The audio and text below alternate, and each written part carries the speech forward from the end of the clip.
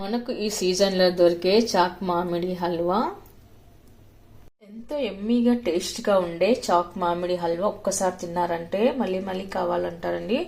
ఈ హల్వా మనకు చపాతీలోకి, దోశలోకి, పూరిలోకి, అలాగే బ్రెడ్లోకి కూడా చాలా చక్కగా బాగుంటుంది.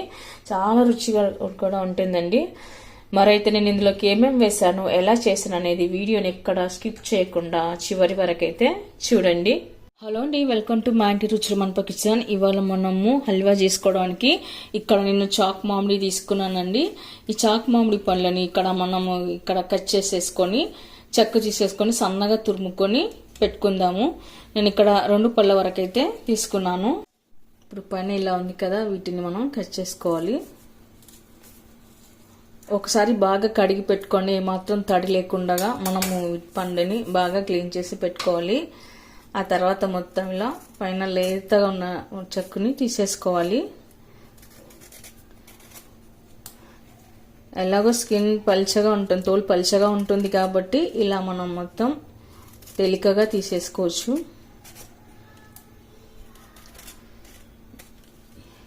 చాక్ మామిడి కాస్త పుల్లగా తీయగా ఉంటుందండి.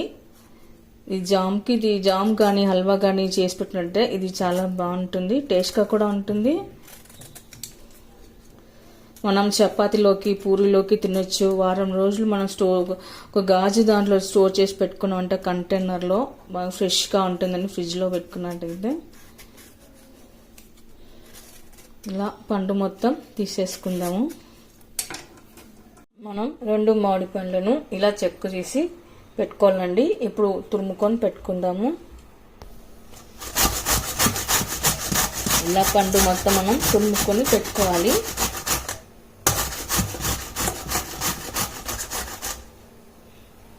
ఇట్లా 2 కాయలు తురిమి పెట్టుకున్న తర్వాత చాక్ మామిడిలో గింజలు అయితే ఇలా పల్చగా ఉంటాయండి. ఇలాంతా తురిమి పెట్టుకున్న తర్వాత ఇప్పుడు మనం కడాయి పెట్టుకొని అందులోకి 1 టేబుల్ స్పూన్ వరకు అయితే నెయ్యి వేసుకోవాలి. నెయ్యి వేడైన తర్వాత మనం ఇలా సన్నగా కట్ చేసి పెట్టుకున్న బాదం పప్పు, జీడిపప్పు ముక్కలు వేసుకోవాలి. ఇవి కాస్త దూరగా అంటే మనకు కలర్ మారే వరకు వేయించుకొని పెట్టుకుందాము. మనం ఇలా హల్వా చేసుకోవడానికి మీ దగ్గర ఏ రకమైన డ్రై ఫ్రూట్స్ ఉన్నా సరే వేసుకోవచ్చు. ఇలా కలర్ మారిన తర్వాత ఇప్పుడు మనం కప్పులోకి తీసుకొని పెట్టుకుందాము. ఇలా తీసి పెట్టుకొని పక్కన పెట్టుకోవాలి. ఆ తర్వాత మనము తురిమి పెట్టుకున్న మామిడికాయ వేసుకోవాలి. అదే కడాయిలోకి మనం ఇందాక తురిమి పెట్టుకున్న చాక్ మామిడిని వేసుకోవాలి.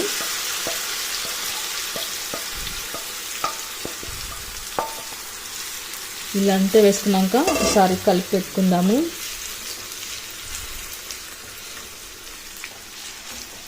ఇప్పుడు చాక్ మామిడిలోని పచ్చివాసన పోయే వరకు మనం కలుపుకొని పెట్టుకోవాలి.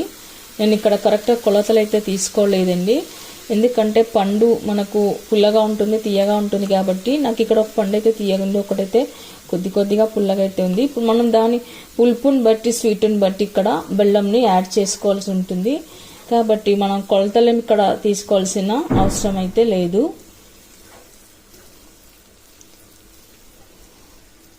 పండు మాత్రం బాగా ఇలా తురిమిన తర్వాత జ్యూస్గా చక్కగా అయితే వచ్చిందండి.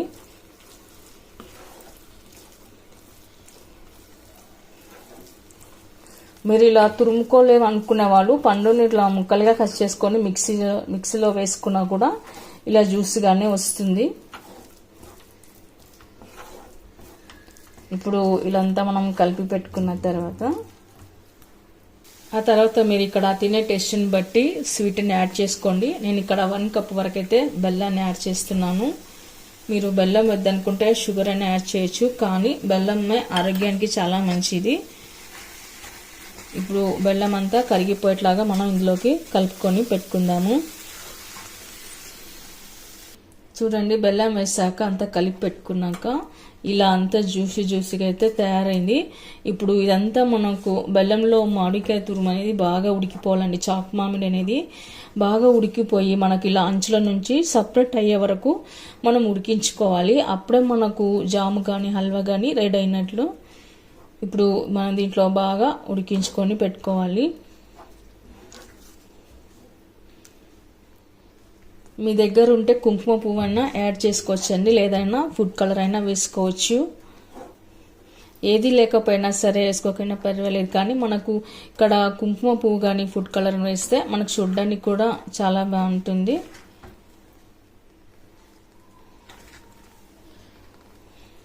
కొద్దిగా నెయ్యి అయితే యాడ్ చేసుకోండి.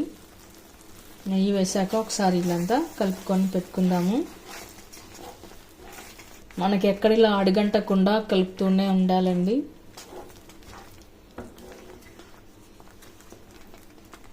చూడండి, ఇప్పుడు మరి కాస్త ఉడికించుకుంటే సరిపోతుంది.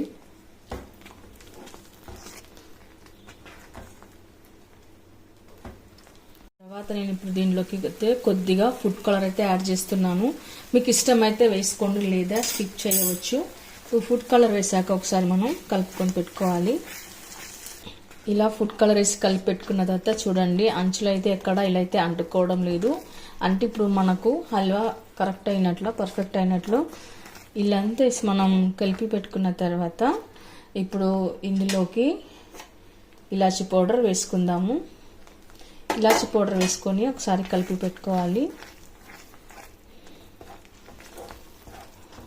ఆ తర్వాత ఫైనల్గా మనం ఇప్పుడు వేయించి పెట్టుకున్న డ్రై ఫ్రూట్స్ వేసుకోవాలి. అక్కడక్కడ అంతా వేసుకొని ఇలా కలుపుకొని పెట్టుకుందాము. ఆ తర్వాత ఇప్పుడు మనకి ఇది జామ్ అనేది, హల్వా అనేది కంప్లీట్గా కూల్ అవ్వాలండి. చల్లారిన తర్వాత మనం ఒక గాజు గ్లాస్ కంటైనర్ ఉంటుంది కదా, అందులోకి ఎత్తి పెట్టుకోవాలి. అందులోకి వేసి పెట్టుకున్నట్లయితే మనకు ఒక వారం కానీ ఒక నెల కానీ ఫ్రెష్గా ఏమాత్రం పాడవకుండా బాగుంటుంది. జస్ట్ 10 నిమిషాల్లోనే అయిపోయిందండి, త్వరగా చేసుకోవచ్చు మనము. చూడండి, చక్కగా అయితే రెడీ అయిపోయింది. ఈ జామ్ మనము బ్రెడ్లోకి కానీ, చపాతీలోకి, పూరీలోకి, దోశలోకి ఎందులోకైనా వేసి పెట్టుకొని తినొచ్చండి, లేదంటే అలాగే నేరుగా ఉట్టిది కూడా మనం తినేయచ్చు. ఇప్పుడు నేను ఇక్కడ స్టవ్ అయితే ఆఫ్ చేశానండి. ఇప్పుడు ఫ్యాన్ కింద పెట్టుకున్నట్టయితే మనకు కాస్త ఇది చల్లవుతుంది. ఓకే అండి, చూసారుగా హల్వా అయితే కంప్లీట్గా చల్లగైపోయింది. ఇప్పుడు మనం కంటైనర్లో వేసి స్టోర్ చేసి పెట్టుకుందాము.